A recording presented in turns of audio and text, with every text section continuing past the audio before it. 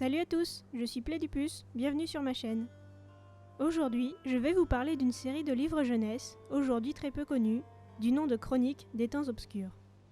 Écrit par la romancière britannique Michelle Paver, ces 6 romans suivent les aventures d'un jeune garçon et de son ami Lou, il y a 6000 ans, entre la préhistoire et l'Antiquité, avant l'ère de l'agriculture. Si je m'intéresse aujourd'hui à cette série, c'est bien pour la singularité qu'elle offre dans le paysage de la littérature jeunesse. Rares sont les œuvres destinées à la jeunesse ayant subi autant de recherches, étant reconnues pour autant d'exactitude historique, et rares sont les œuvres traitant de cette période de notre histoire, cette période qu'on appelle celle des chasseurs-cueilleurs. Le récit lui-même est assez classique, avec sa quête initiatique, le héros qui grandit au fil des tomes, les antagonistes mauvais et chaotiques. Mais c'est le contexte et le propos qui font sortir ces romans de la norme. Le premier tome, nommé Frères de loup, a été publié en 2004 au Royaume-Uni. Il a connu un succès international, tout comme ses suites. Même si la série, terminée en 2009, est aujourd'hui inconnue du grand public et seulement suivie par des fans fidèles. Voici un résumé de l'intrigue. Comme d'habitude, si vous n'avez pas lu les livres, faites attention aux spoilers. Nous suivons donc la vie tourmentée de Thorak, un garçon de 12 ans, qui vit seul avec son père dans une vaste forêt nordique.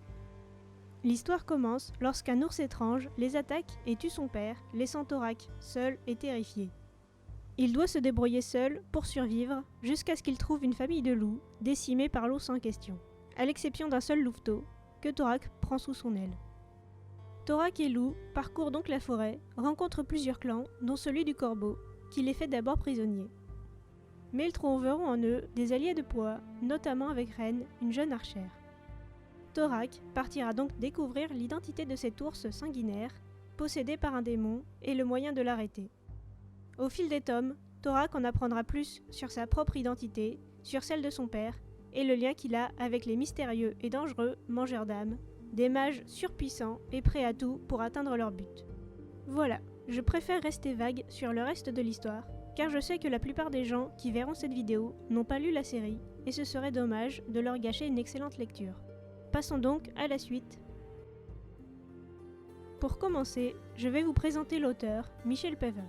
Sa vie si particulière a en effet une forte influence sur son œuvre.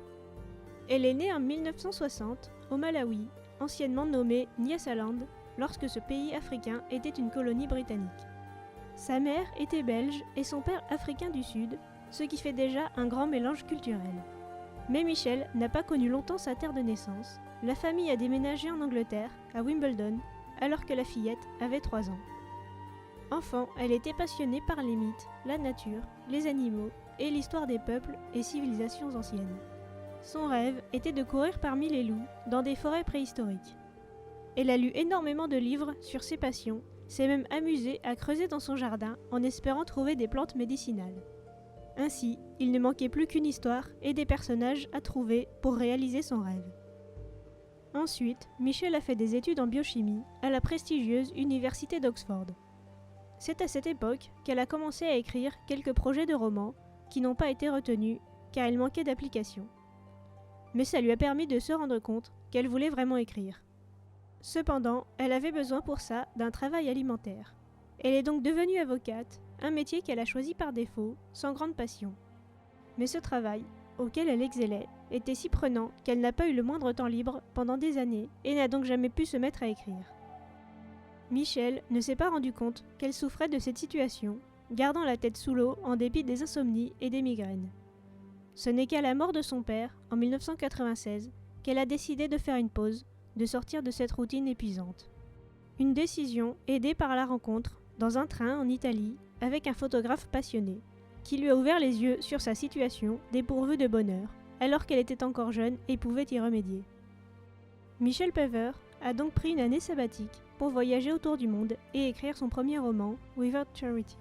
Une histoire se déroulant en Afrique du Sud, pays originaire de sa famille paternelle, pour laquelle elle a fait beaucoup de recherches. Lorsqu'elle est revenue de son année sabbatique, elle a commis une erreur, reprendre le travail. Heureusement, son manuscrit a été retenu par l'éditeur W.H. Smith et Michelle a quitté son travail d'avocate pour se concentrer sur l'écriture. Depuis, elle a sorti une vingtaine de romans à succès, pour la plupart liés à une période historique spécifique. C'est ainsi que nous arrivons à la série en question. Comme je l'ai dit plus tôt, Michel Paver était passionné par la préhistoire et la nature depuis l'enfance. Mais la base de ses futurs romans est arrivée à l'université. Des notes prises sur un garçon orphelin qui tente de survivre avec son ami Louveteau. Une histoire qui se déroulait à ce moment-là au IXe siècle. Un contexte historique qui s'est montré plus gênant qu'autre chose pour ce projet, et Michel l'a abandonné au fond d'un tiroir. Ce projet est resté au fond de son esprit jusqu'en 2003, où elle a décidé de le ressortir et de voir ce qu'elle pouvait en faire. La réponse est venue comme une évidence. Ce n'était pas une aventure historique, mais préhistorique. Et la machine s'est mise en marche. Paver a donc fait énormément de recherches dans de prestigieuses bibliothèques telles que la British Library, car elle n'aimait pas utiliser Internet et n'avait pas de connexion chez elle. Des recherches archéologiques, anthropologiques et animalières. Mais surtout, elle a voyagé en Scandinavie, au Groenland, en Laponie, dans la nature sauvage. Parfois seule, parfois accompagnée d'experts ou de guides indigènes, afin de découvrir comment vivaient les chasseurs-cueilleurs. Un mode de vie qui existe encore, du moins jusqu'à une période récente. Leurs traditions et techniques ont très peu changé au fil des siècles, c'est pourquoi Michel Paver a pu se fier aux descendants de ces peuples qui conservent les connaissances historiques pour reproduire ce qu'il se passait 6000 ans plus tôt. Elle a campé dans la nature, dans des habitats traditionnels, elle a mangé des baies sauvages et de la viande de renne. Elle a appris comment utiliser de la peau de renne pour confectionner des habits. Elle s'est intéressée aux légendes, rites et croyances des peuples nomades tels que les Samis. Elle a voyagé sur la banquise en traîneau. Elle a bien sûr rencontré des loups dans le parc national britannique de protection de l'espèce. Et elle a étudié leur comportement, en plus de ses recherches littéraires. Le nom de Torak vient d'ailleurs de l'un des loups du parc. Ce travail titanesque de recherche fait de cette série jeunesse une œuvre exceptionnelle. La touche finale, qu'il a décidé à écrire Frères de loup et a permis à ce roman de devenir un succès, c'est une rencontre angoissante et inattendue. Michel Paver était parti randonner en Californie, dans la Sierra Nevada, en pleine montagne. Là, près d'un ruisseau, elle est tombée nez à nez avec une femelle ours et ses petits. Justement le pire type d'ours à rencontrer. Une femelle prête à tout pour défendre ses petits.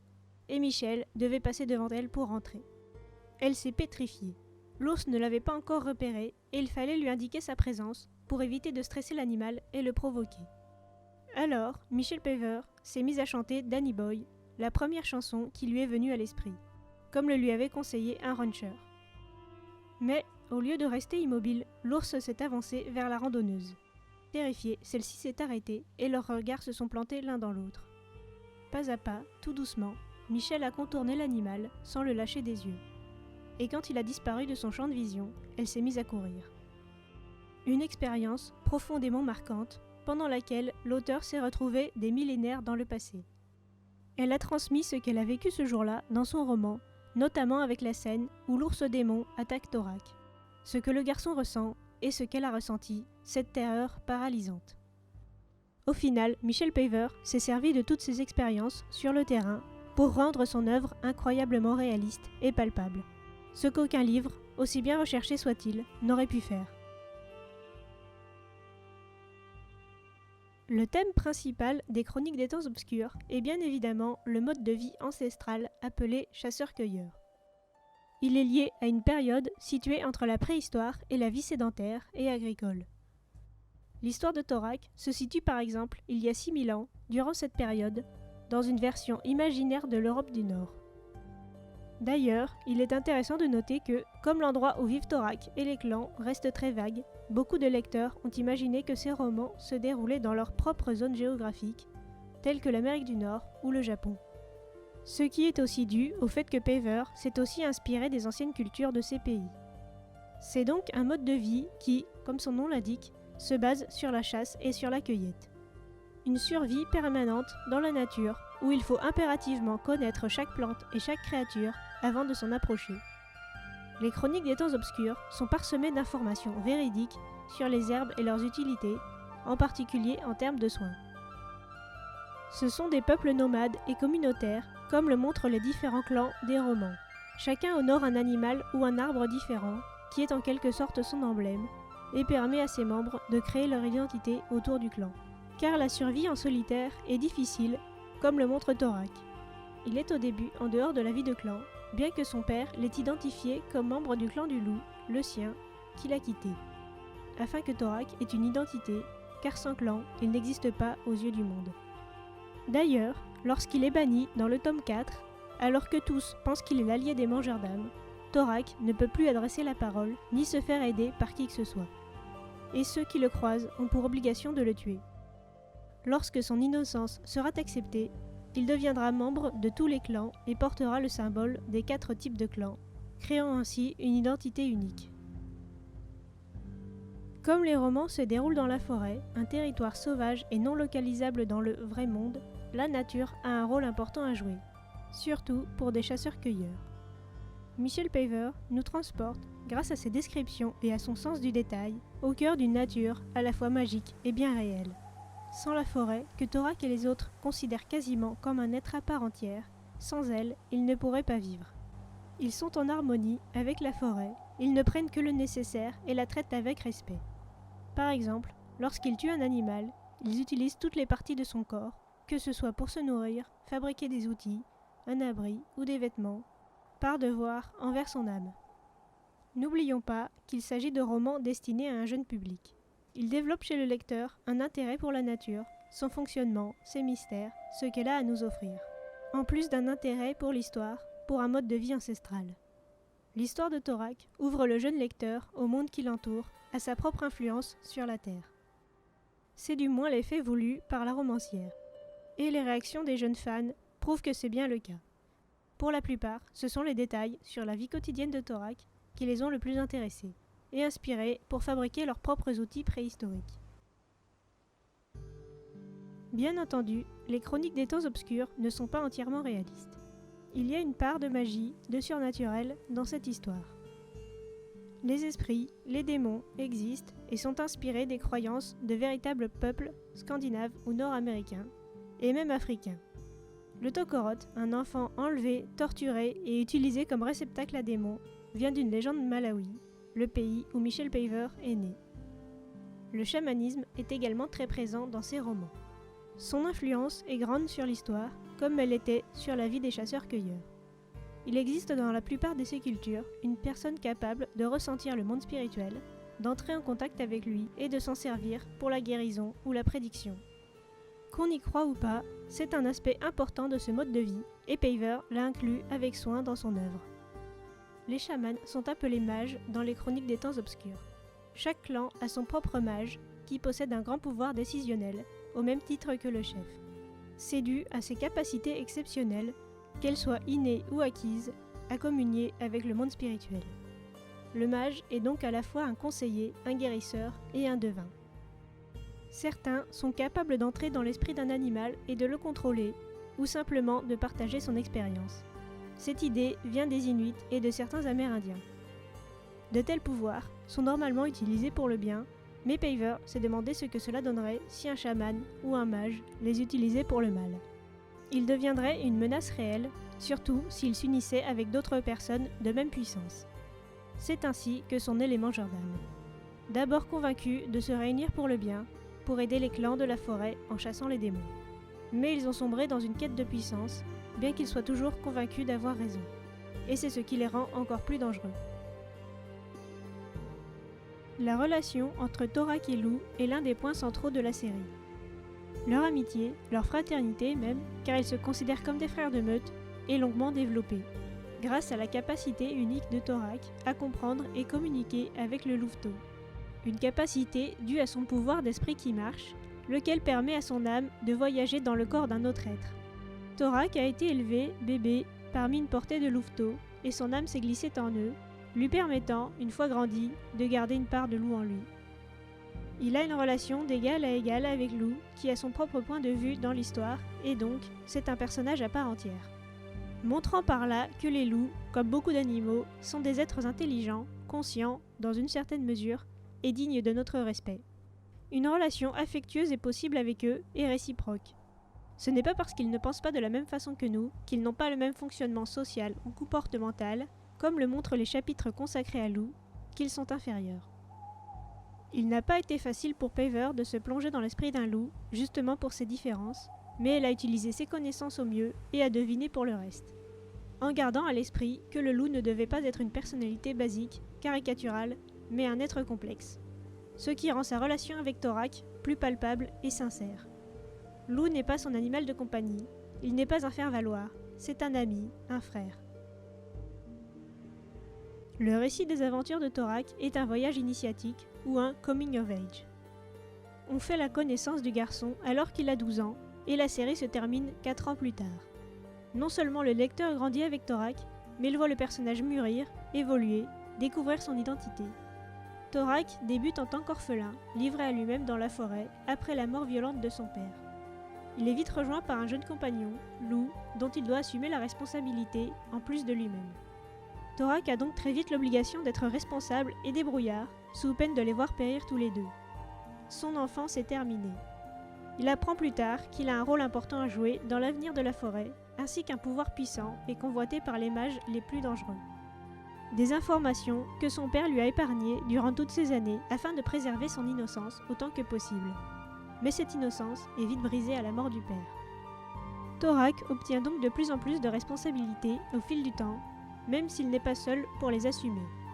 Ren, Lou et le clan du Corbeau sont là pour l'aider. Mais il est encore jeune, émotif et impétueux, il commet des erreurs en dépit de ses connaissances et de ses compétences. Ce sont des choses auxquelles le lecteur peut s'identifier, car même si l'on est capable, physiquement ou mentalement, d'une action, ça ne signifie pas qu'on agira correctement. La peur, la colère, des émotions fortes ou un manque de confiance en soi peuvent nous pousser vers l'erreur. C'est le cas pour Torak, et certaines erreurs sont fatales, comme au début du tome 5. Il apprend donc à réparer ses erreurs, à les éviter et à les assumer. À la toute fin, Torak est prêt à devenir un adulte. Il trouve l'équilibre avec lui-même, son identité, et peut donc chercher sa place. C'est un thème classique en littérature jeunesse, surtout dans les sagas qui permettent de développer le personnage et de le voir grandir sur une durée plus longue. Le voyage du héros, le récit initiatique, n'est donc pas le point d'originalité de ces romans, mais il reste un point intéressant, car traité avec réalisme. Le protagoniste a des défauts et se comporte comme un véritable adolescent, malgré le contexte dans lequel il vit et qui l'oblige à grandir très vite. Torak est réaliste et complexe, et donc un personnage auquel on peut s'identifier en profondeur. Il n'est pas une coquille vide, un spectateur dans sa propre histoire, un moule fabriqué pour s'adapter à n'importe quel lecteur, au point de devenir insipide. Michel Paver a écrit sur une personne, pas un personnage. Nous voilà à la fin de cette vidéo.